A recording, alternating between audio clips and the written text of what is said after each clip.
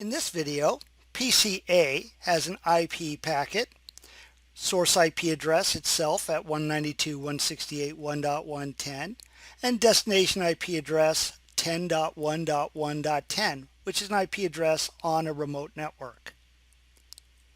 So the destination MAC address will be that of its default gateway, 192.168.1.1, the router R1 in this case. PCA checks its ARP cache for that IP address, 192.168.1.1, and there's no entry with a MAC address. So it puts the packet on hold and creates an ARP request. The ARP request has the IP address of the router, 192.168.1.1, and the target MAC address is unknown. The destination MAC address of an ARP request is a broadcast. So it will be sent to the switch, and the switch will flood it out all ports except for the incoming port. PCB receives the ARP request, compares its own IPv4 address against the target IPv4 address in the ARP request, and notices it is not a match, so it is not the intended target. PCC receives the ARP request, compares its IPv4 address against the target IPv4 address, and it is not the intended target either. Router R1 receives the ARP request, compares its IPv4 address against the target IPv4 address, and it is indeed a match.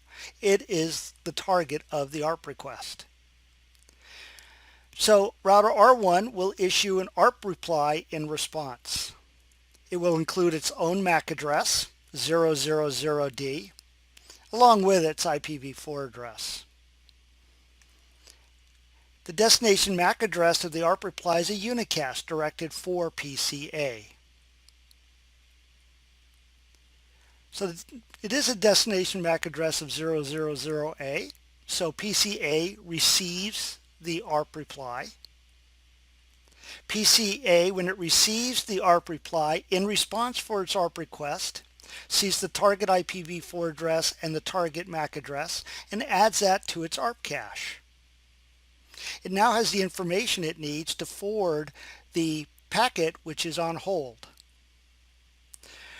So the destination MAC address is now going to be 000D, that of the router R1, its MAC address.